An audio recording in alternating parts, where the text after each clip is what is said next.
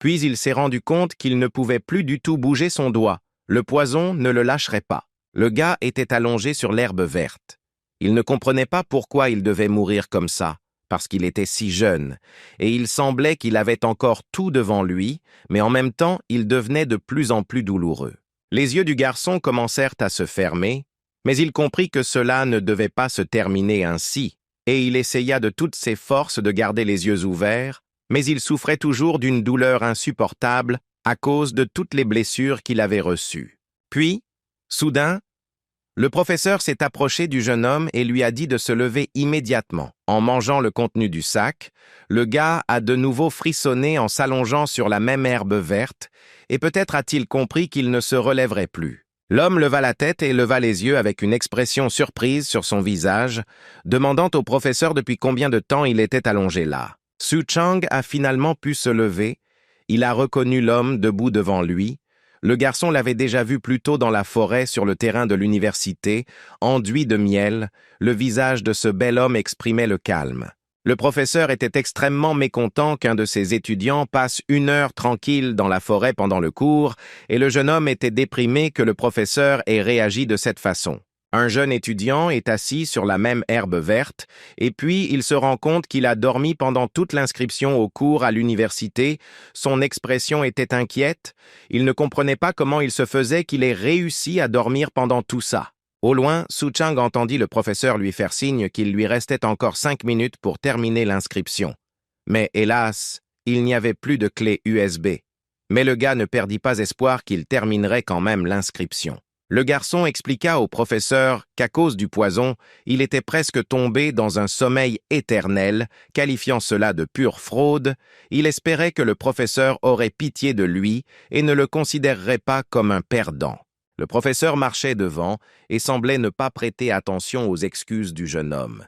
Il ne tournait même pas la tête vers lui.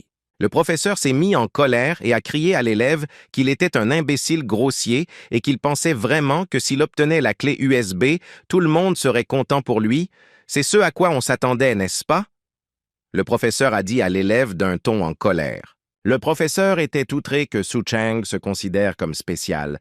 Il se demandait même si le jeune homme voulait avoir une seconde chance à titre exceptionnel. L'homme aux cheveux gris a dit au garçon qu'il n'autorisait pas les faibles à l'université, et que s'il s'était fixé un objectif, alors il pouvait le laisser se frayer un chemin pour l'atteindre.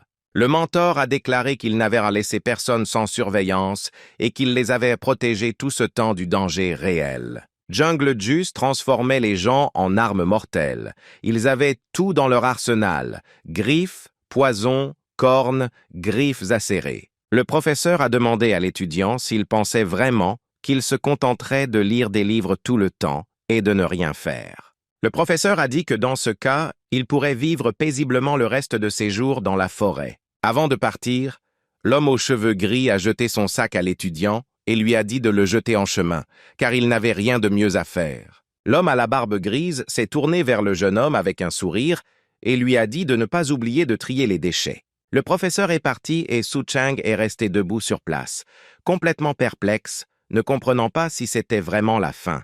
L'étudiant était mécontent de ne pas avoir fait suffisamment d'efforts et de ne s'être inscrit à aucun cours. Su Chang baissa la tête et pensa au fait qu'il avait complètement oublié de s'inscrire à un cours, donc techniquement, il n'était même pas un étudiant dans cette université. Le jeune homme réfléchit à son comportement et réalisa que s'il ne s'était pas déchiré à cause des abeilles, alors tout aurait été différent et tout se serait bien passé. Le garçon ne comprenait pas comment la terre pourrait le supporter après cela.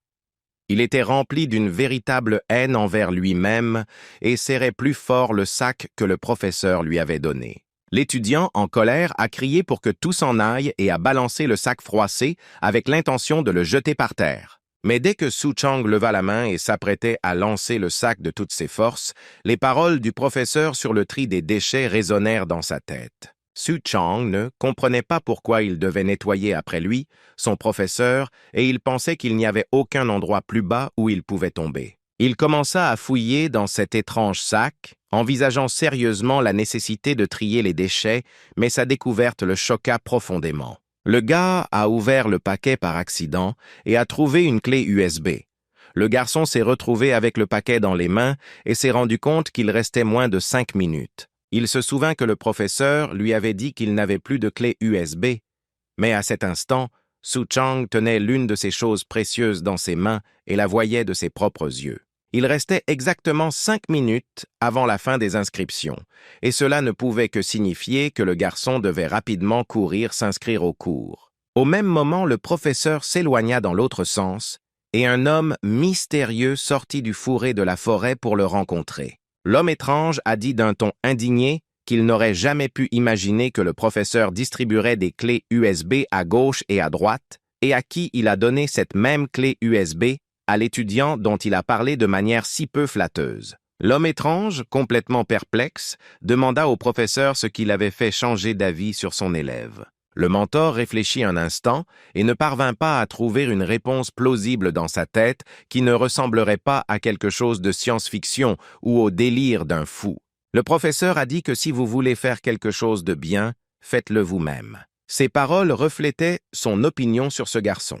Le professeur ajouta également que quelqu'un devrait faire taire Su Chang et l'éduquer. L'étudiant s'est rendu compte qu'il lui restait peu de temps et qu'il n'aurait peut-être pas le temps de courir s'inscrire au cours. Le jeune homme se rendit compte que s'il accélérait à nouveau maintenant, ses yeux brûleraient et il ferait à nouveau une erreur. Mais soudain, il se souvint de quelque chose et freina tout aussi brusquement, ses pieds dérapant sur le sol et laissant 2 longues traces derrière lui. Su Chang fouilla dans son sac à dos et y trouva soudainement des lunettes. Le gars a mis ses lunettes, maintenant la poussière ne pénétrera certainement pas dans ses yeux et même le vent ne gênera pas. Maintenant qu'il était entièrement équipé d'équipements de vol, Su Chang pouvait accélérer en toute confiance sans avoir à se soucier de quoi que ce soit. Le garçon est parti, maintenant rien ne l'empêchera de s'envoler pour l'université et de s'inscrire. Des camarades de classe étaient assis dans la forêt près de l'université et se demandaient pourquoi certaines personnes courent tête baissée dans la forêt alors qu'elles peuvent simplement attendre leur victime. Les camarades de classe ont vu Su Chang passer et ont dit que ce n'était pas en vain qu'ils étaient restés assis là si longtemps. 3 personnes attendaient leur victime, qui ne savaient pas ce qui allait se passer ensuite. Dans leur tentative d'attraper le garçon, ils n'y sont pas parvenus car il était trop rapide. Réalisant que leur victime venait de se précipiter sur eux et d'échapper ainsi au raid, les assaillants étaient perplexes et leurs yeux étaient exorbités. Mais après quelques secondes supplémentaires, la bande de tueurs potentiels a décidé collectivement de l'attraper dans le laboratoire informatique, bien qu'il y ait eu des désaccords sur cette décision.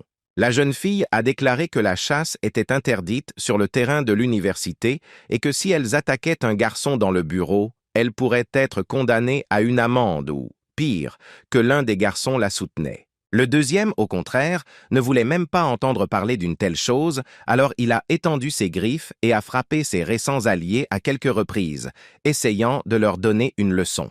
Quelque chose a volé sur l'un de mes camarades de classe et l'a blessé, l'envoyant s'étaler sur le sol. Quelqu'un a essayé à nouveau d'attaquer le garçon blessé qui gisait sur le sol.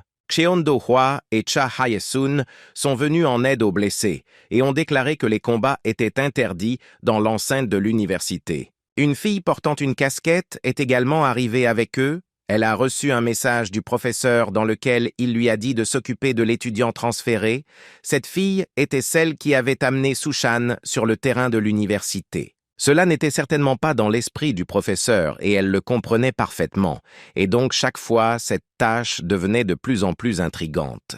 La fille a été agréablement surprise que le garçon ait réussi à intéresser le vieil homme à quelque chose, et à ce moment-là, il volait déjà dans la fenêtre du bureau avec des ordinateurs. Il y avait peu de monde ici, et sur l'une des tables se trouvait un ordinateur portable solitaire, qui, de plus, était également allumé. Su Chang a branché la clé USB rouge sur son ordinateur portable et était sur le point de s'inscrire au cours dès que possible, laissant derrière lui sa vie passée et tous ses problèmes. Il cliquait très rapidement sur quelque chose sur le clavier de l'ordinateur portable, mais le clavier, par chance, fonctionnait 1 fois sur 2, ce qui le rendait fou, mais n'enlevait pas l'excitation dans ses yeux.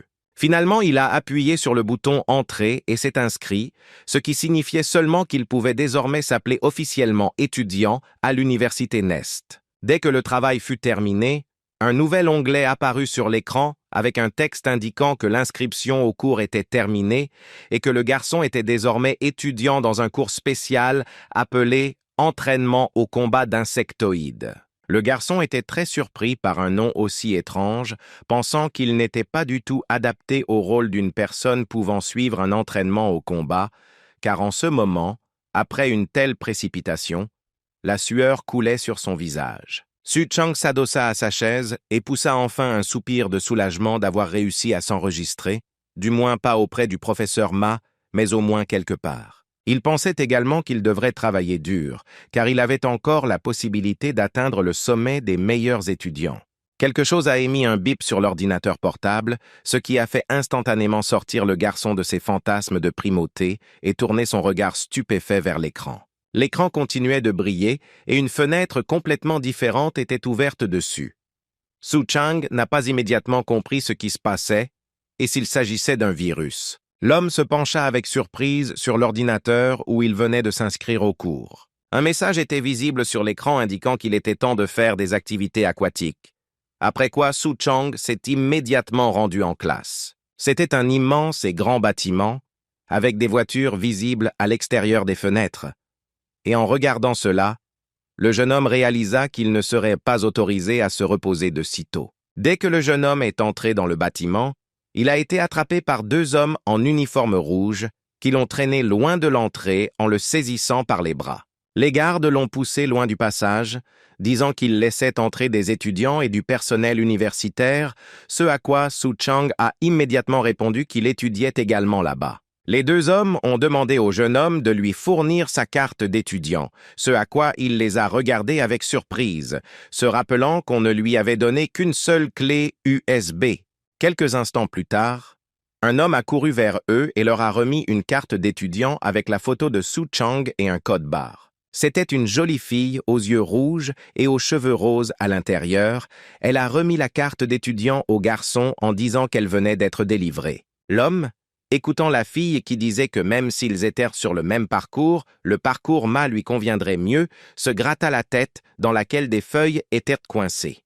Hei Jin a essayé de calmer le jeune garçon, mais il l'a interrompu, lui demandant s'il ne pourrait pas le gérer si le parcours était simplement difficile. L'homme aux yeux verts, ajustant sa carte d'étudiant, a dit à la fille de ne pas s'inquiéter car il n'abandonnerait pas si vite. Le surveillant de classe regarda avec surprise Su Chang sourire en regardant sa propre photo sur sa carte d'étudiant. La fille aux yeux rouges sourit soudainement légèrement, disant qu'il s'avère que Su Chang était assez têtu après tout. Une porte en fer est apparue devant les yeux de deux personnes, à côté de laquelle se trouvait un extincteur, et une fenêtre était visible dans laquelle se reflétaient les rayons des lanternes de nuit et la lumière vive du hall. Le gars aux yeux verts ouvrit la porte en fer en grinçant et en entrant dans l'auditorium, il fut immédiatement accueilli, ce qui surprit Su Chang. Tous les spectateurs se sont immédiatement levés de leur siège, ont discuté et ont été surpris par le fait que maintenant celui qui avait été repéré au cinéma allait étudier avec eux. Tous les gens présents dans la salle ont immédiatement commencé à parler du garçon qui venait d'entrer et ont été très surpris par le fait que tout le monde ici le connaissait déjà. Soudain, quelqu'un dans les derniers rangs a frappé du poing sur la table, disant que le public avait trouvé quelqu'un à flatter. Su Chang regarde le garçon qui agitait ses poings au milieu du campus à l'époque et le gronde maintenant pour avoir fait voler ses ailes devant une foule de personnes. Su Chang a écouté les plaintes selon lesquelles les anciens s'étaient donné du mal pendant 1 mois entier, écrivant sur des forums pour convaincre les gens, puis avait essayé de détourner l'attention des flics et de l'amener ici par la peau du cou. Un souvenir est apparu devant mes yeux du chef aux cheveux longs, regardant le téléphone, répondant qu'ils avaient éliminé toutes les traces. Les yeux verts de l'homme s'écarquillèrent alors que l'énigme de la raison pour laquelle tout s'était calmé si rapidement se concrétisait enfin dans sa tête. Su Chang, regardant le chef courir vers l'homme aux cheveux jaunes et le frapper à la tête avec un livre, a raisonné que c'était ces personnes qui le protégeaient. La fille aux cheveux très longs a dit que Su Chang ne devrait pas l'écouter du tout car il voulait juste sauver la fille. Tout le public, et surtout la partie féminine, regardait le jeune garçon avec admiration, en disant qu'ils avaient bien sûr tout compris. La fille aux yeux rouges et aux cheveux roses à l'intérieur a dit qu'elle aurait fait la même chose si elle était à la place de Su Chang. Elle a conseillé au jeune homme aux yeux verts, rouges et embarrassés de ne pas se blâmer du tout, car c'était un bon garçon. Su-chan regarda Hee-jin alors qu'elle se précipitait hors de l'auditorium, pensant qu'elle était une bonne personne car il lui avait causé tant de problèmes, et elle l'encourageait toujours. Un autre homme au fond de la classe, les jambes repliées sur la table, regardait d'un air hautain le jeune homme qui se tenait toujours à l'entrée. Le même homme fronça les sourcils, plissa les yeux et sembla se pencher, se tournant vers Su Chang. L'homme aux cheveux jaunes croisa les bras sur sa poitrine, disant que le chef de classe s'occupait du nouveau comme s'il était la prunelle de ses yeux. Mais les étudiants derrière lui commencèrent immédiatement à murmurer qu'ils étaient jaloux de Su Chang. Quelqu'un s'est soudainement approché du gars en colère par derrière, et en réponse, le jeune homme qui avait récemment agité ses poings a demandé ce qu'une certaine personne voulait. Cette personne était un homme de très grande taille, aminci avec des cheveux rouges. Il frappa la tête du jeune garçon sur le bureau, lui conseillant de s'asseoir et de ne pas se montrer. Et puis le jeune homme fut très surpris, surtout quand le grand homme se tourna vers lui, disant que maintenant ils allaient en faire connaissance. Quand l'homme s'est étiré, disant qu'il avait attendu très longtemps et très fort que tout le monde vienne ici, il a juré à voix basse. Il a dit que c'était la raison pour laquelle il avait abandonné l'école.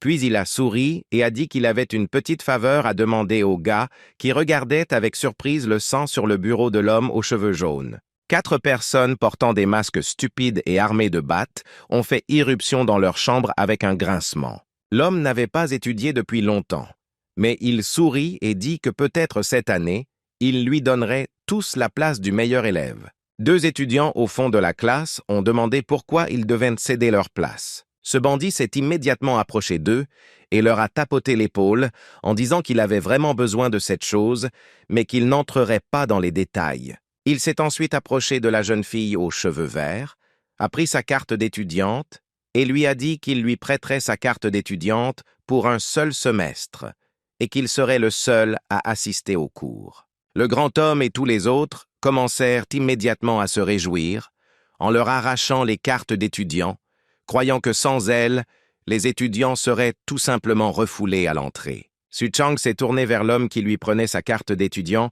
lui demandant et levant le poing s'il pouvait s'entendre. L'homme a brandi son poing encore plus fort et s'est déjà préparé à frapper l'homme grand et inconnu en disant qu'il ne renoncerait jamais à sa carte d'étudiant. Mais le bandit se moquait clairement de Su-chan, l'appelant un flyer, disant qu'il était allé vers l'avant et qu'il devait maintenant frapper la balle rapide. Les bandits ont immédiatement couru vers le jeune homme aux yeux verts et lui ont dit qu'ils venaient d'apporter des chauves-souris avec eux et qu'ils pouvaient donc facilement le battre et le frapper. Le jeune homme s'est réveillé dans un lit d'hôpital avec un violent mal de tête et pouvait à peine ouvrir les yeux. La fille a mis une certaine bouteille dans une armoire en verre, puis a répondu que lorsqu'elle est revenue en classe, les 2 gars étaient inconscients et couverts de sang, c'est pourquoi elle les a amenés ici. L'homme a commencé à regarder autour de lui avec peur, à la recherche de sa carte d'étudiant, disant que ces bandits l'avaient finalement prise. La jeune fille, regardant attentivement le réfrigérateur, claqua violemment la porte en disant qu'il pouvait en demander un nouveau et que le jeune homme ne devait pas s'inquiéter. L'homme, s'étant calmé des paroles de la jeune fille, qui s'était déjà dépêchée de quitter le centre médical en disant qu'il prendrait d'autres étudiants en remplacement, a déclaré que les bandits n'étaient que des idiots qui lui avaient fait peur. La fille avait déjà réussi à ouvrir la porte et avait dit qu'elle partirait vite. Mais pour l'instant, Su-chan devait s'allonger et se reposer. Le jeune homme ferma les yeux de douleur et se rendit compte que sa tête lui faisait mal à cause du bandage qui était déjà couvert de sang. Se levant brusquement de son lit, il demanda où il était, et le chef qui triait les médicaments répondit qu'il était au centre médical. L'homme aux yeux verts sourit maladroitement, pensant qu'elle avait été nommée chef de classe précisément parce que c'était un moment stressant et qu'elle n'avait pas perdu son sang-froid et se souciait des autres. Soudain, Su-chan se souvint de sa petite amie aux cheveux roses, Mi-hee, pensant qu'elle était également gentille avec tout le monde. Kan était très effrayé lorsque l'homme aux cheveux jaunes s'est approché de lui et lui a dit qu'il était trop tôt pour le mettre hors jeu. L'homme avec un bandage sur le nez et la tête a dit à Su-chan de raconter ce qui s'était passé. Alors le jeune aux yeux verts a vraiment tout raconté, auquel il a répondu par une question, et a presque crié pour savoir si les étudiants avaient vraiment été enlevés à tout le monde. Le jeune aux yeux verts a essayé de le calmer en lui disant que le directeur avait dit qu'il y aurait de nouvelles cartes d'étudiants. L'homme aux cheveux jaunes, dont les yeux turquoises scintillaient, a traité Souchang d'idiot pour avoir cru le chef du village. Il commença à expliquer à l'homme aux yeux verts qu'un grand bandit ne veut qu'atteindre le sommet, alors pourquoi devrait-il éliminer tout le monde d'un coup? Il suffit de se débarrasser uniquement des adversaires sérieux. Et puis Sushan fut encore plus surpris, réalisant ce que Hee-jin avait fait. Puis il ajouta que personne ne leur ferait de nouvelles cartes d'étudiants en un jour. Et après ces mots, le gars fut très surpris et ouvrit grand les yeux. La sueur coulait sur le visage du garçon, alors qu'il pensait à l'endroit où Hee-jin aurait pu aller. Il se souvint du moment où elle avait dit que si elle était à la place de Souchang, elle aurait fait exactement la même chose. Naturellement, j'ai immédiatement essayé de repousser cette pensée. Mais néanmoins, la fille se tenait déjà dans la rue dans l'herbe verte. 5 bandits se tenaient sur le rivage, et au milieu se trouvait un grand homme. Ils avaient tous été battus. Ils portaient des masques stupides. La fille les regarda avec des yeux rouges étincelants et dit que bien sûr, il ne vous frappe pas au nez pour avoir demandé, mais comme elle le comprend, cela ne sert à rien de demander gentiment. Le bandit aux mèches rouges a dit qu'il s'avère que la fille est assez intelligente, mais il a ensuite ajouté que même dans les films, cela ne fonctionne pas. Le jeune homme de grande taille sourit sournoisement et regarda la fille avec arrogance, pensant que tout se passait comme prévu, car il n'avait pas besoin de carte d'étudiant, il avait besoin d'une fille. L'homme continuait à argumenter qu'il devait traîner la fille ici seule, quoi qu'il arrive, car c'était ici qu'un des bandits pouvait, par exemple, attraper la fille par l'épaule en toute impunité. Il pensait toujours à elle, pensant qu'elle était la meilleure élève du cours d'entraînement au combat des insectoïdes. Les autres bandits ont immédiatement commencé à insulter bruyamment la jeune fille et à lui balancer des battes ou à tendre les mains pour la frapper. Mais la fille ne les laissa pas faire, s'élevant très haut dans les airs et balançant déjà ses jambes vers eux. L'homme est resté sur le côté tout ce temps, caressant doucement les cartes des étudiants. Il a traité la fille d'écervelée, puis a dit que ces bandits sur terre n'étaient pas de taille à lui faire face. Un homme de grande taille s'est soudainement approché du lac qui se trouvait à proximité et a tendu la main avec des cartes d'étudiants, appelant le chef et disant qu'il jetterait leur eau. La jeune fille s'est immédiatement précipitée vers le ticket pour qu'il ne jette pas leur eau, mais le grand homme a simplement retiré sa main avec les cartes d'étudiants. La fille n'a pas pu donner un coup de pied au grand homme et elle est donc tombée dans l'eau. La jeune fille n'arrêtait pas de chercher ses cartes d'étudiante qui restaient dans la main du grand homme, qui décida soudain de l'appeler une fille intelligente. De son corps a commencé à pousser le corps aqueux de la tique Biostoma, qui est la plus puissante parmi les prédateurs d'insectes aquatiques, après quoi il a frappé la fille en disant qu'elle était sur son territoire. Il s'agissait désormais d'un acarien d'eau, d'un biostome, et il était le plus fort parmi les prédateurs d'insectes aquatiques, après quoi il a frappé la fille en disant qu'elle était sur son territoire. Après quelques instants, elle essayait de reprendre son souffle, et de nombreux jets d'eau coulaient sur son corps, l'empêchant de se retenir correctement. Mais immédiatement après cela, l'une des griffes du grand homme lui transperça la main, et il courut vers elle avec des yeux brûlants, se préparant à un autre coup violent. L'homme aux mèches rouges pouvait facilement la maintenir sous l'eau, disant qu'il n'avait personne avec qui rivaliser, mais cette fille était comme une horreur. Mais elle ne pouvait pas être touchée sur le campus, car il penserait immédiatement à lui. La fille, plongeant dans l'eau, ouvrit grand les yeux, et des bouffées d'air sortirent de sa bouche. Et elle regarda la griffe avec horreur. Après quelques instants seulement, ces insectes s'étaient enfoncés dans son cou, l'empêchant de respirer et entravant encore davantage sa capacité à ramper d'une manière ou d'une autre. L'homme sourit comme un fou en la regardant et en l'étranglant même sous l'eau. Il dit que si Hee-jin se noyait ici, personne ne le saurait. Les 2 bandits qui se tenaient à proximité ont demandé à Hyeon de tuer cette fille longuement et douloureusement, car elle ne les avait pas épargnés et n'avait même pas quitté un endroit vivant. Et par conséquent, elle devrait bientôt les supplier de l'achever. L'homme qui était en train de noyer la pauvre fille dit que c'était une très bonne idée, car il pourrait en s'amuser avec elle une dernière fois. Soudain, quelque chose a traversé l'espace autour d'eux. Il n'y avait pas assez d'air et des rayons jaunes sont apparus, que tous les bandits ont naturellement immédiatement remarqué. Au début, les bandits n'ont même pas réalisé ce qui s'était passé, car certains se remettaient à peine des coups de la jeune fille et ne pouvaient donc pas identifier l'objet volant. Puis, après quelques instants, la jeune fille a finalement pu sortir des profondeurs du lac et a immédiatement commencé à tousser violemment à cause de l'eau qui avait réussi à pénétrer dans ses poumons. La fille aux yeux rouges regarda avec surprise celui qui disait que si Yuna voulait devenir un humain, alors il devrait avoir au moins quelques principes moraux. Cet homme était Su Cheng, qui l'avait déjà attrapé par la peau du cou et avait commencé à le battre, disant que le grand homme avait de sérieux ennuis. Tous les bandits qui se tenaient à côté d'eux et qui regardaient cela ont commencé à crier des questions sur ce qui se passait. Et ils se tenaient sur le rivage, et ne semblaient pas remarquer la fille qui se tenait maintenant calmement dans l'eau, et puis ils comprirent que c'était l'ailé de l'université. L'homme regarda le pilote d'un air moqueur et dit qu'il l'avait frappé assez fort, mais qu'il était toujours en vie. Un rayon d'énergie jaune fut immédiatement dirigé vers le cou du jeune garçon, et il essaya de s'en éloigner. L'homme frappa Su Shan de toutes ses forces, le frappant au menton, le soulevant et pensant que tout était comme la dernière fois.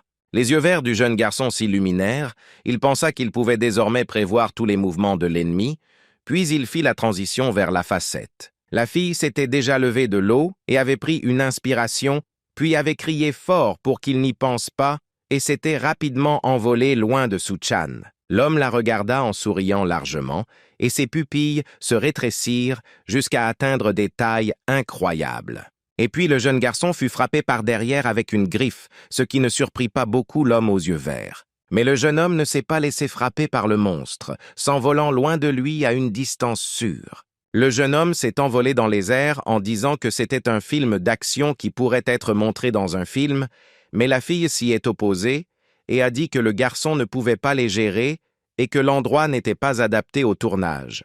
Quelqu'un a dit, en regardant l'homme muter de plus en plus en un monstre aquatique, que l'ADN de Yoon contient les gènes d'un insecte, ce qui signifie que dans l'eau, il a un avantage. La fille a dit, en regardant Su Akshan flotter, qu'un seul faux mouvement et il le traînerait immédiatement sous l'eau, il devait donc essayer d'attirer l'ennemi vers le rivage. L'homme semblait leur faire signe avec ses cartes d'étudiant, attirant leur attention sur cela, et cela a immédiatement fonctionné, car ses deux adversaires le regardaient avec surprise. Il y avait beaucoup d'autres bandits à côté de lui qui attrapèrent les cartes soviétiques qu'il venait de jeter, disant qu'ils avaient probablement oublié qu'il avait encore sa carte d'étudiant.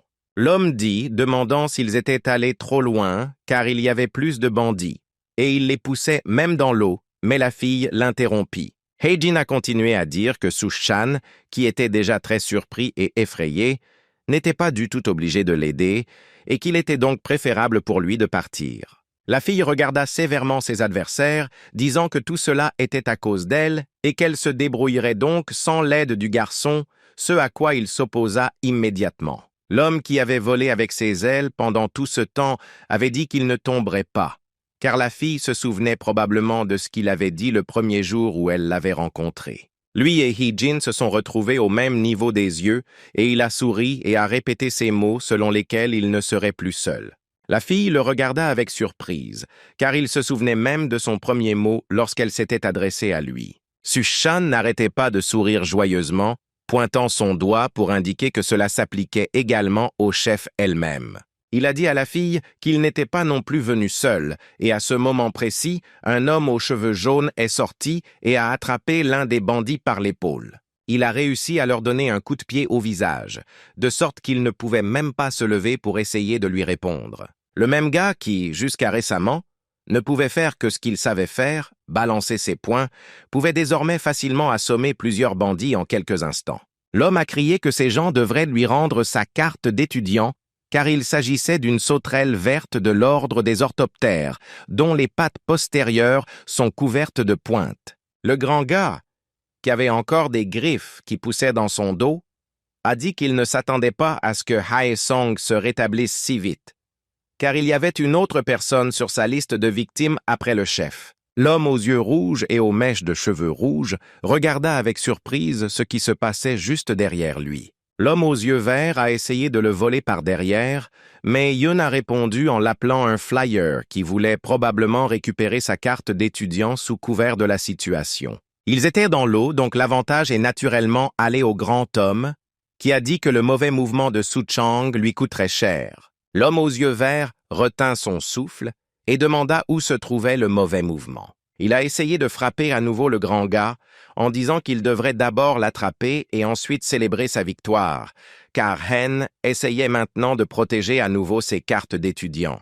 L'homme aux mèches de cheveux rouges fronça les sourcils très profondément et découvrit ses dents, appelant Su Chang un parasite qui se tortillait d'un côté à l'autre et qui se sentait enfin libre.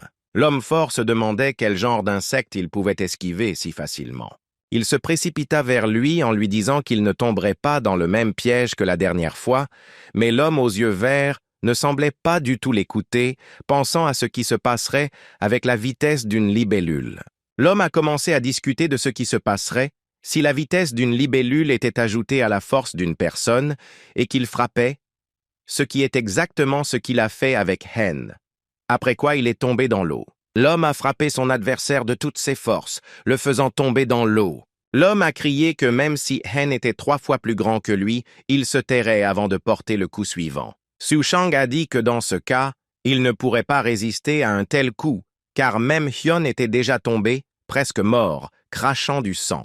Mais la tique d'eau s'est également rétablie, remontant des profondeurs du lac et frappant le jeune garçon qui pensait déjà que rien ne s'était passé à cause de l'eau. L'homme a commencé à se frotter le visage et à dire qu'il ferait mieux de se calmer car il n'avait pas besoin de se battre. L'homme, regardant la fille qui se tenait derrière lui, dit qu'il pouvait parler calmement et honnêtement.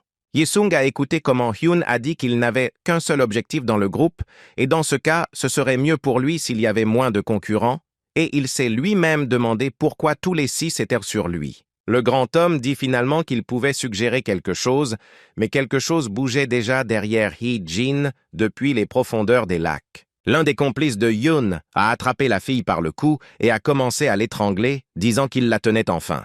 Mais Hee-jin n'était pas d'accord avec cela et le frappa immédiatement au visage avec son coude, jetant ses mains loin de son cou.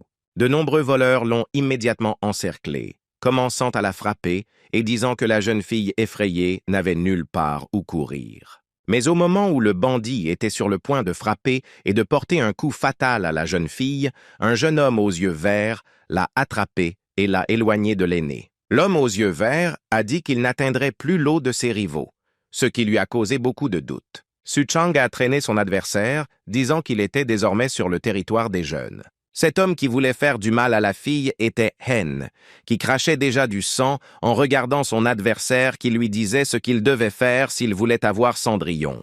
Il leur a conseillé de changer d'approche dans ce cas, puis a saisi leurs cartes d'étudiants et les a serrées fermement dans ses mains. Su Chang s'est envolé dans les airs et a demandé avec colère quel était l'intérêt de revenir à sa forme précédente s'il n'y avait plus rien d'humain en Ion. La fille regarda avec surprise le garçon qui volait haut dans les airs et commença à parler avec celui qui voulait la tuer. Elle le regarda avec des yeux étonnés, mettant sa main sur sa poitrine et pensant que c'était ainsi qu'ils avaient réussi à rendre leur carte d'étudiant. Et l'homme se souvint d'avoir regardé le grand bâtiment et savait maintenant qu'ils étaient repartis depuis trop longtemps et que l'activité aquatique était déjà terminée. Après cela, ils ont secrètement rendu les cartes d'étudiants aux gars, les jetant à divers endroits, car les gars n'avaient pas besoin de connaître les détails. Hee-jin s'est blâmé pour ce qui s'était passé et a demandé très fortement aux gars de ne le dire à personne, mais il ne voulait tout simplement pas la contrarier. Su-chan expira lourdement, réalisant qu'à la fin, il avait sauté la leçon d'introduction en raison du retour de ses cartes d'étudiants et n'avait pas reçu de reconnaissance, mais sa présence n'avait pas été notée. Et après cela, le jeune garçon a eu une nouvelle maison et il a emménagé avec des cartons en regardant autour de la pièce avec 2 lits. Le gars a remarqué que l'université avait même son propre stand de vente quand il pensait à la distance qui la séparait de son ancien appartement, mais ce ne serait certainement pas ennuyeux dans le dortoir. Un homme aux cheveux jaunes s'approcha de lui par derrière et il ne comprit même pas qui était celui qui posa sa main sur son épaule pour le saluer. Derrière lui se tenait un homme nommé Song, qui faisait l'éloge de Su-chang, ce qui a amené le jeune homme à se poser de nombreuses questions sur les raisons pour lesquelles il vivait avec une personne folle. L'homme serra Su-chan par l'épaule et lui demanda s'il buvait. Le jeune homme pensait qu'il devrait vraiment boire avec ce fou, car il n'avait jamais compris la joie partagée par deux. Mais un certain homme interrompit leur douce conversation en disant que si la porte était ouverte, alors ils devraient accueillir les invités. Derrière eux se tenait Hee-jin, vêtu de vêtements de maison, portant 2 sacs de diverses friandises, indiquant qu'ils avaient une immense pièce, et derrière eux se trouvait une autre fille. En regardant une fille si mignonne qui s'excusait de ne pas avoir été invitée alors qu'elle prévoyait de célébrer le début du semestre depuis longtemps, Su-chang rougit. La fille s'est penchée vers le garçon rougissant et lui a demandé s'il voulait se joindre à la fête. Dans le bâtiment, toutes les fenêtres étaient éclairées, malgré le fait qu'il faisait déjà nuit, ce qui fit que Su-chang se plongea encore plus dans ses pensées, probablement parce qu'il n'avait pas bu depuis longtemps ou à cause du transfert vers cette étrange université. Tout cela arrivait au mignon petit garçon pour la première fois depuis qu'il avait déployé ses ailes devant tout le monde, car à côté de lui se tenaient 3 autres amis qui s'amusaient, et certains buvaient de la bière. L'homme souriait joyeusement, sirotant une boisson dans un gobelet en plastique, pensant qu'il s'amusait. Au même moment, quelque part dans les montagnes, non loin de l'université, il faisait encore nuit profonde.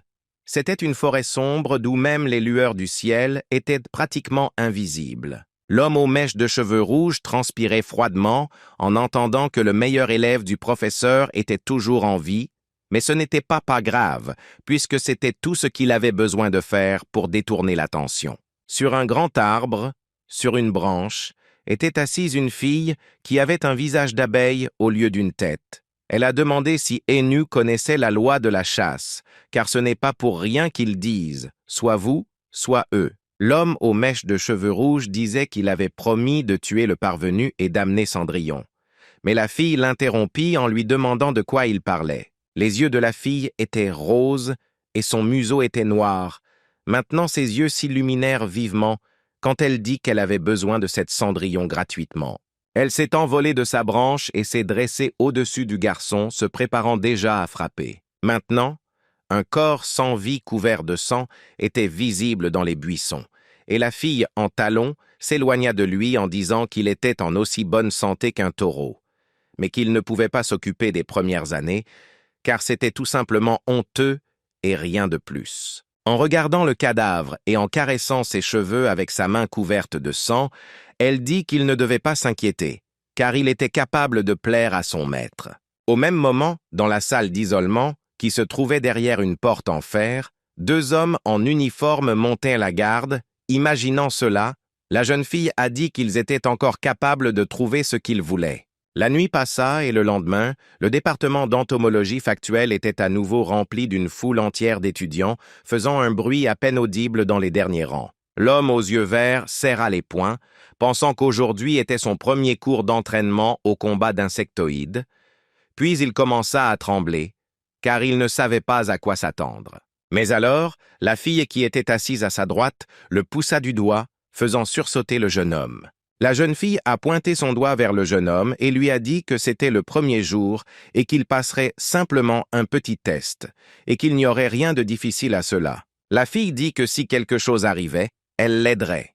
Ce à quoi le jeune homme rougit beaucoup, pensant que Hee-jin était très bonne et qu'il devait l'écouter et ne pas s'inquiéter. Le vieil homme entra soudainement dans leur chambre, ouvrant la porte et disant aux étudiants de ne pas battre des oreilles, car comme il leur avait dit hier et aujourd'hui, il allait vérifier s'ils avaient des poux. Il a sorti une tronçonneuse et a annoncé que le résultat affecterait la note finale, puis les veines des mains de l'homme sont devenues visibles. Cet homme âgé, avec une barbe et des cheveux gris, a sorti une tronçonneuse en état de marche et a dit aux étudiants de garder les yeux ouverts, sinon ils mourraient. L'homme aux yeux verts n'a même pas immédiatement compris ce qui s'était passé, il a juste souri maladroitement en regardant une image aussi dangereuse. Sur le terrain d'entraînement ouvert de Nest, tous les enfants couraient partout, jouaient à des jeux comme le chat perché ou d'autres divertissements divers. Extérieurement, le gars était très concentré, et essayait de courir le plus vite possible, mais il pensait à la gravité de la situation. Tous les autres gars essayaient de fuir le fou qui agitait une tronçonneuse dans toutes les directions et le gars criait à propos de ce genre de choses folles qui se passaient ici. Su Chang a demandé, en regardant l'homme aux yeux rouges brillants, ce que faisait ce vieux bonhomme et pourquoi il courait après eux avec une tronçonneuse. Hai Sung, qui courait à côté de Su Chang, a dit que c'était le professeur Chi Jun et qu'il enseignait leurs cours. Et cette information a rendu l'homme encore plus surpris. La fille qui courait à côté de lui a dit que le gars avait probablement simplement oublié qu'il avait suivi un entraînement de combat et qu'on lui apprenait à utiliser les capacités des insectes dans la pratique. La fille a demandé qui, sinon eux, combattrait toutes sortes de prédateurs comme cette menthe religieuse. Mais les yeux de l'homme s'écarquillèrent en réponse et il se souvint de ce monstre du cinéma. Mais le professeur se tenait non loin d'eux, car une tronçonneuse bourdonnait. Il a dit que c'était exactement de cela qu'il s'agissait lors de la conférence d'introduction d'hier, mais ces gars-là ne le rendaient pas heureux par leur présence. Il a dit que les capacités des insectes sont une arme, mais certains individus les utilisent pour commettre des actes criminels, et donc ces types doivent simplement être capables de se battre, car ils ont été créés pour protéger. Il m'a rappelé qu'il avait dit que seuls les plus forts survivraient, puisque ce type aux yeux verts, qui était maintenant très effrayé, avait tellement soif de Cendrillon qu'il a pu rattraper les autres. L'homme leur a suggéré de jouer à chat et leur a conseillé de s'enfuir de lui aussi vite que possible. L'homme a dit que quiconque se ferait attraper s'envolerait automatiquement et qu'il valait mieux ne pas devenir si faible, et le gars aux yeux verts a été très surpris et a demandé à nouveau au professeur. Mais le professeur, bien sûr, l'ignora, disant qu'il était temps pour eux de se mettre au travail, et alors ses yeux brillèrent méchamment. Mais il frappa encore plus fort le garçon. La première pensée de Su Chang fut que le professeur avait complètement perdu la tête.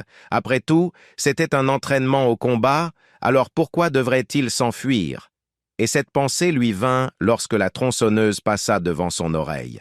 Le garçon aux yeux verts se souvint que lorsque la menthe religieuse l'avait attaqué, tout ce qu'il pouvait faire était de s'enfuir, et ce jour était à jamais gravé dans sa mémoire. Hai Sung a essayé d'éviter les coups de la tronçonneuse, maudissant le vieux cartilage et ne comprenant pas pourquoi il était si rapide. Hai Sung, voyant la tronçonneuse juste devant son visage, savait que c'était la fin, mais essayait quand même de reculer. Mais un gars aux yeux verts a sauvé son ami d'un coup de tronçonneuse et d'une défaite honteuse. Le professeur fut très surpris et réalisa qu'il n'avait utilisé aucune capacité. Le professeur remarqua dans les yeux de son élève dans sa vision quotidienne et comprit qu'il devait calculer tous les mouvements de la tronçonneuse.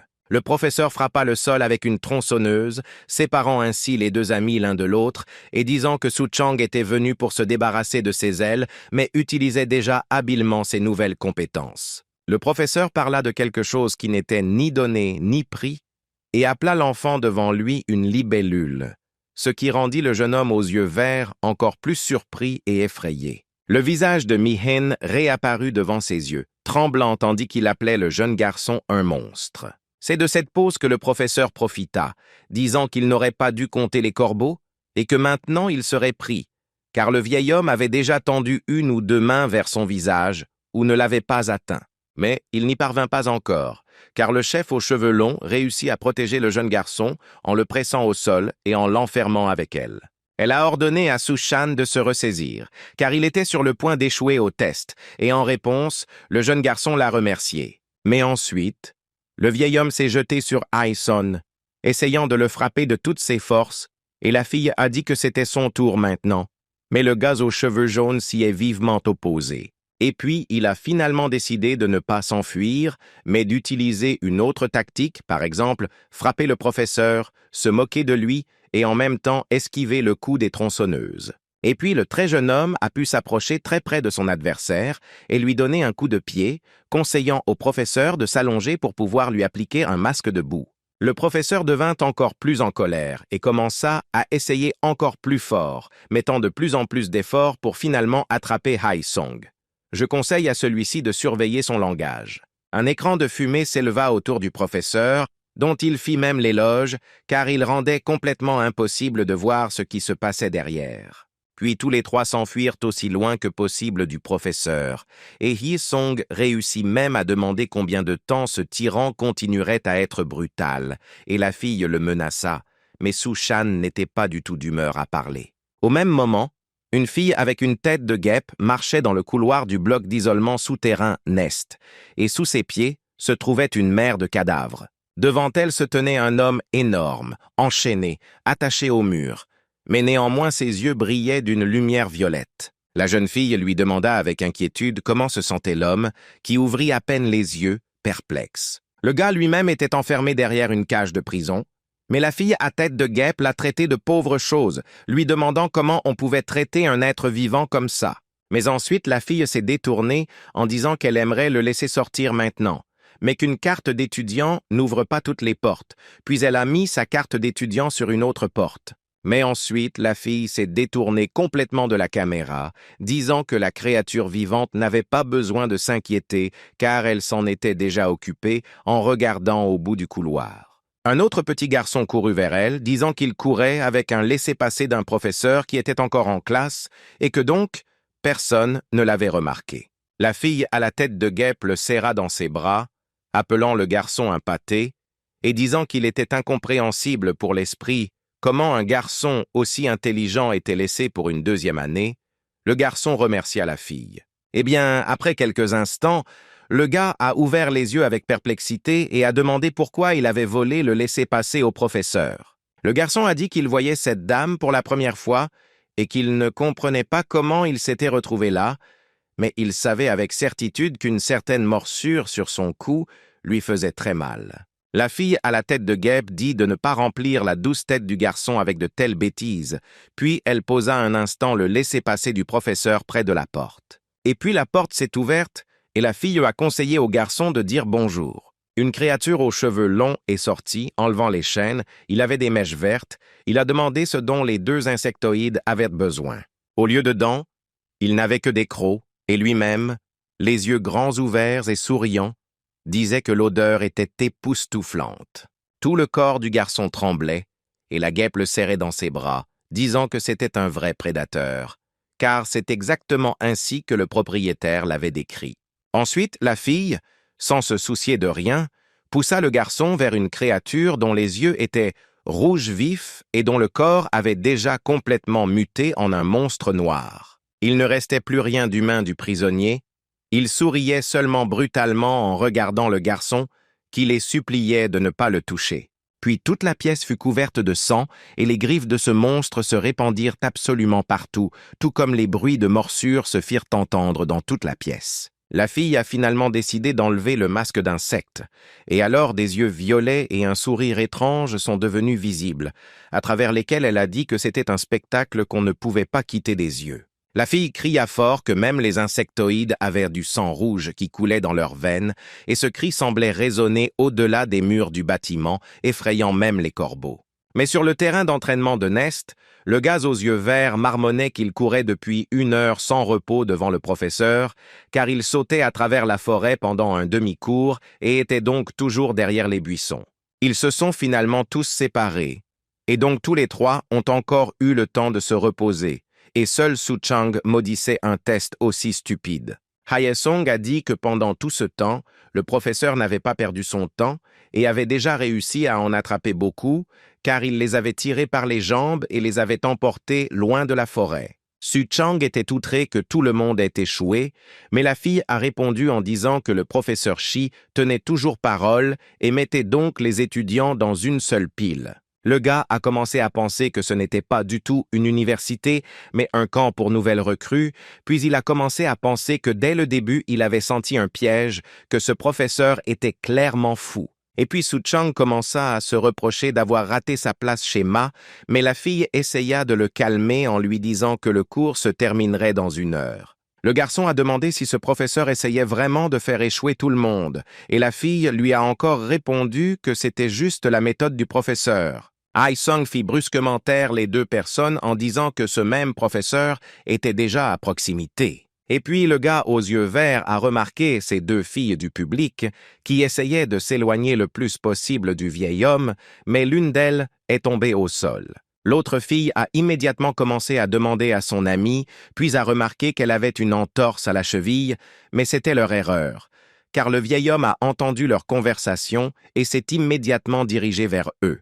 La fille s'est tournée vers le professeur, lui disant que rien de grave ne s'était produit et qu'elle ne devait pas s'arrêter. La fille a crié que son ami avait une jambe disloquée, mais le vieil homme a répondu qu'il avait déjà entendu cela et que cela ne lui importait pas même si la jambe était coupée. Grand-père, qui les dominait de toute sa hauteur, les regardait d'un air menaçant et leur disait qu'ils devaient soit courir, soit mourir, car c'était la réalité. L'homme a soudainement brandi une tronçonneuse dans leur direction et leur a dit qu'elles devaient maintenant se préparer à la mort, et en réponse, les deux filles ont crié d'impuissance et de peur. L'homme aux yeux verts a immédiatement couru vers eux et a essayé de protéger les deux filles, croyant que ce n'était pas du tout juste, il a arrêté la tronçonneuse de ses propres mains. Le vieil homme resta figé de surprise pendant un moment, demandant ce que faisait ce petit gars. Su Chang a crié au professeur d'arrêter car c'était vraiment trop et cela dépassait toutes les limites. Le garçon aux yeux verts, avec ses deux amis dans les buissons derrière lui rappela qu'aujourd'hui était le premier jour de cours et qu'il avait donc probablement un peu exagéré. Le vieil homme dit avec des yeux menaçants que s'il y avait une vraie bataille, ils seraient tous morts depuis longtemps, puis demanda si l'homme aux yeux verts secourait également l'air avec l'ennemi. Le vieil homme pensait que le gars n'avait pas assez de force et a ensuite dit qu'il s'était exprimé clairement, qu'il avait été attrapé, ce qui signifiait qu'il avait échoué au test. Mais après quelques instants de réflexion, le professeur Shi se retira, laissant le garçon aux yeux verts perplexe, surtout à cause des mots selon lesquels il restait encore 1 heure avant la fin du cours. Et puis le vieil homme a mis la tronçonneuse sur son épaule, disant que si pendant ce temps Su Chang parvenait à le frapper ne serait-ce qu'une fois, alors il ne chasserait pas ces deux-là et les autres non plus. 2 hommes l'écoutaient derrière les buissons tandis qu'il disait que si Su Chang ne le frappait pas, alors lui et ses amis qui se cachaient dans les buissons le feraient. Il continua à parler de la façon dont, dans ce cas, ils seraient tous expulsés de l'université, ce qui rendit l'homme aux yeux verts encore plus effrayé, les yeux grands ouverts, car il ne s'attendait clairement pas à une telle tournure des événements. L'homme le regarda avec ses yeux d'ambre, pensant que ce n'était pas le moment de s'inquiéter des autres, car le nouveau venu avait encore un long chemin à parcourir. Il regarda le visage en colère de Su Chang et pensa qu'il devait encore maîtriser ses nouvelles capacités. Alors qu'il y avait 2 personnes étranges à côté d'eux, dont l'une portait un masque de libellule, le vieil homme pensait que le nouveau était là parce qu'il voulait se débarrasser de ses ailes. La fille avec le masque se demandait pourquoi ce monstre était figé comme une statue, car le propriétaire n'aime pas attendre. Le monstre montra ses dents, d'où coulait de la salive, et dit qu'il sentait quelque chose de très savoureux à proximité. Cette odeur lui était très familière. L'homme, ayant dit que c'était une libellule, a commencé à se transformer à nouveau en un monstre noir. En le regardant avec folie, la menthe religieuse a fait pousser des griffes. Le vieil homme, regardant le jeune garçon aux yeux verts, dit que sans la capacité d'une libellule, il ne survivrait jamais. Le jeune garçon s'est envolé juste au-dessus du professeur, réfléchissant à ses paroles et à sa proposition. Se balançant de toutes ses forces, son visage même déformé par la colère, il pensait que c'était très simple et que même n'importe quel imbécile pourrait le faire. Il se rendit compte qu'il n'avait besoin de frapper qu'une fois, et son poing était déjà près du visage du professeur. Mais il a dépassé le professeur, se cognant le visage contre le sol, et le professeur a facilement dit que c'était comme si Su Chang utilisait ses poings dans un combat pour la première fois. Le vieil homme le dominait de toute sa hauteur, lui disant qu'il agitait ses bras à gauche et à droite, puis lui conseillait d'être plus rapide afin qu'il n'attrape pas de mouche. Lorsqu'il essayait de frapper son adversaire, le vieil homme riait en disant qu'il tremblait ou qu'il dansait, puis lui conseillait de changer de tactique. Sinon il s'envolerait hors de l'université comme une balle. Yesong a dit que le professeur n'avait pas cédé et pensait qu'il était temps pour lui d'y retourner, mais la fille l'a calmé en lui disant de ne pas se précipiter. Heijin a dit qu'il y avait encore une chance et à ce moment précis, ses yeux et tout son corps s'illuminèrent d'une lumière verte. L'homme recula sous le coup du jeune garçon, sachant que c'était précisément la vision à facettes de la libellule. Su Chang déforma son visage, mais le vieil homme ne réagit en aucune façon, pensant qu'il voyait inconsciemment son adversaire comme une proie. Le jeune garçon, autour du corps duquel brûlait un feu vert, saisit soudain le vieil homme par les vêtements. Il sourit malicieusement, s'adressant au vieil homme et disant qu'il avait finalement été attrapé. Mais son bonheur ne dura pas longtemps, car le vieil homme persuada immédiatement la libellule en jetant son corps au sol. Ses deux amis dans les buissons fronçaient les sourcils et regardèrent leur camarade avec mécontentement. Les deux autres amis se couvrirent la bouche d'horreur et hurlèrent hystériquement. L'homme regarda son adversaire et lui demanda s'il pensait vraiment que la victime allait simplement croiser les bras et attendre qu'il le mange. L'homme au sol tremblait de tout son corps d'horreur et de peur. Il se rendait compte qu'il n'était pas à la hauteur du professeur. En regardant le professeur qui le dominait de toute sa hauteur, il pensa que le vieil homme devait également avoir reçu une sorte de capacité et maintenant il s'intéressait à une sorte d'insecte. Le vieil homme a immédiatement commencé à parler de ce sujet, disant qu'il ne pouvait pas utiliser les compétences des insectoïdes. Le professeur a montré son tatouage de crâne sur son bras et a dit que Jungle Juice lui avait fait un don, mais que les capacités avaient des effets secondaires et que son corps ne pouvait pas les gérer car il n'était plus jeune. Le vieil homme a pris la tronçonneuse et a dit qu'il portait ce cure-dent avec lui pour se protéger, ce à quoi le gars aux yeux verts a été très surpris, car ce cure-dent peut tuer. Mais après quelques instants, le vieil homme jeta la tronçonneuse au sol en expliquant pourquoi il avait dit cela. Le professeur dit qu'il y avait peu de choses qui pouvaient retenir le sang jeune et qu'il pouvait facilement gagner le pari, puis il demanda si le garçon pouvait deviner pourquoi il n'avait pas pu mettre la main sur le professeur. Le garçon essaya de trouver une sorte d'excuse alors qu'il se levait du sol et voulait dire quelque chose au professeur, mais soudain, une chose verte vola vers lui. Le jeune homme le remarqua immédiatement en regardant la libellule qui s'était posée sur sa poitrine et commença immédiatement à l'examiner avec horreur. Le gars aux yeux verts a crié, essayant de se débarrasser de cette libellule, et le vieil homme a qualifié tout cela de honte, car cette libellule n'était qu'une figurine.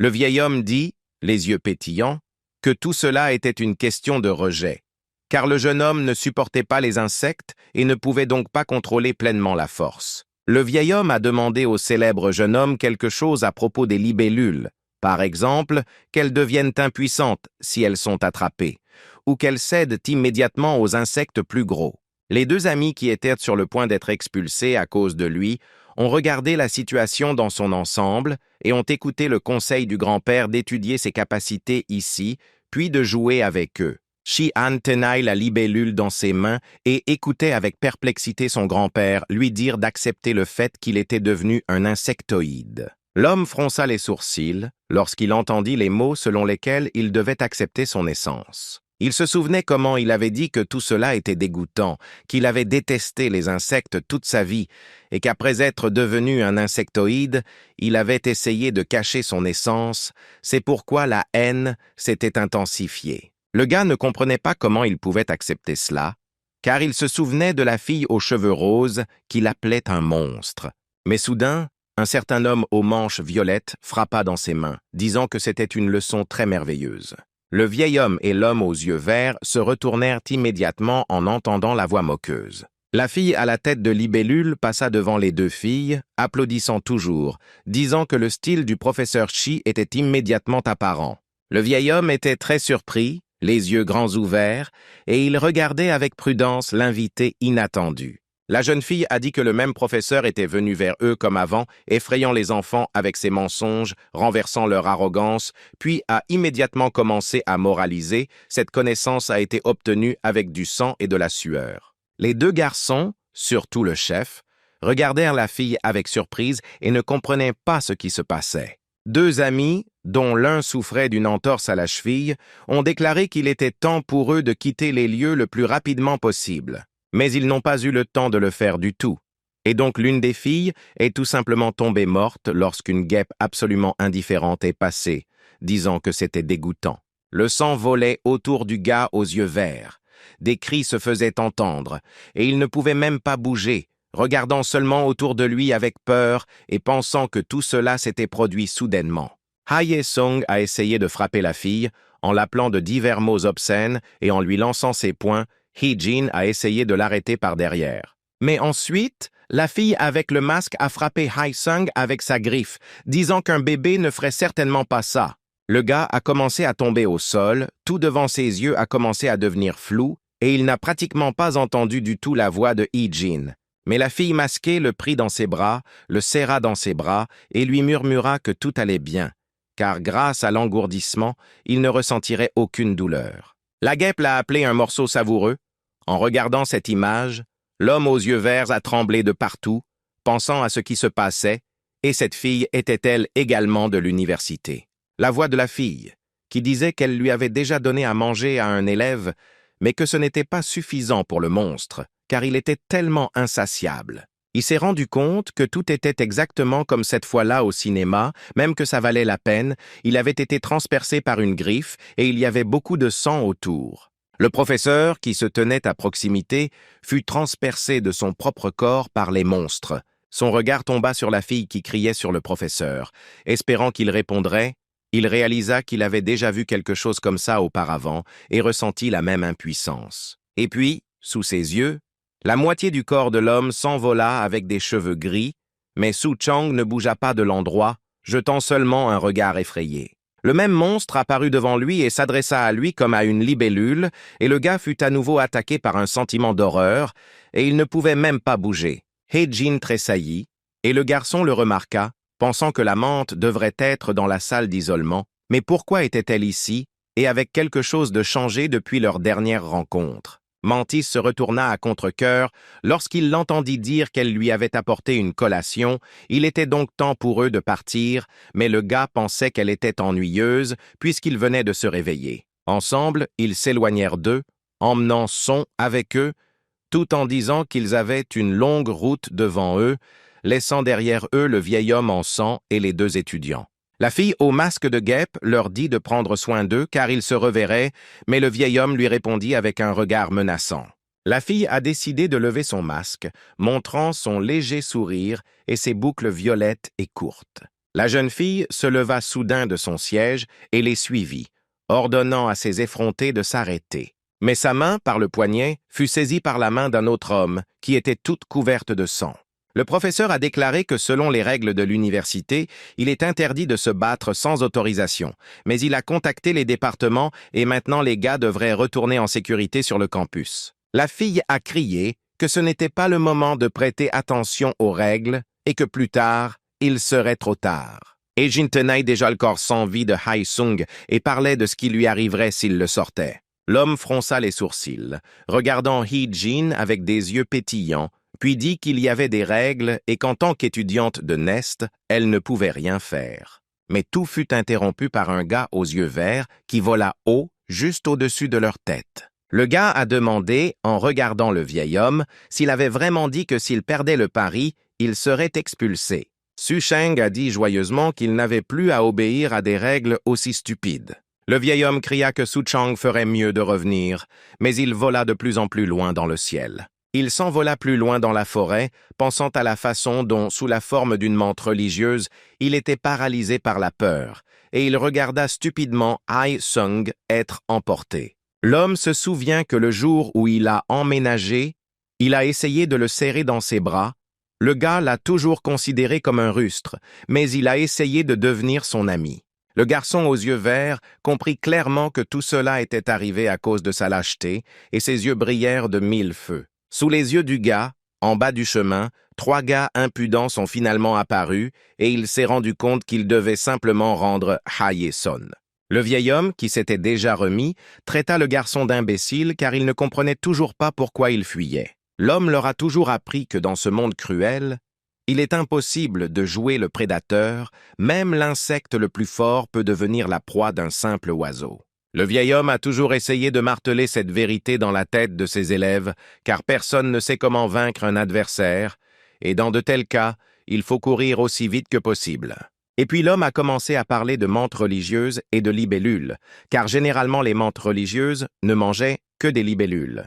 Et là encore, devant les yeux du jeune homme se trouve une menthe religieuse folle aux yeux verts, qui se demande s'il a vraiment essayé d'attaquer par derrière, mais cela ne fonctionnera pas avec lui. Le professeur pensait que les mantes religieuses étaient trop résistantes pour les libellules, mais le jeune homme volait déjà vers le fou, qui avait depuis longtemps senti la libellule. La griffe vola juste devant le visage du jeune garçon, qui pensait qu'il était enfin temps pour lui de se préparer. Il sursautait et se recroquevillait toujours sous tous les coups, et pensait qu'il serait préférable pour lui de ne pas tomber dans ses pattes griffues, et que pour l'instant il serait plus sûr de rester dans les airs. Il regarda son adversaire, utilisant ses capacités et esquivant tous les coups, sachant qu'il devait attendre le moment.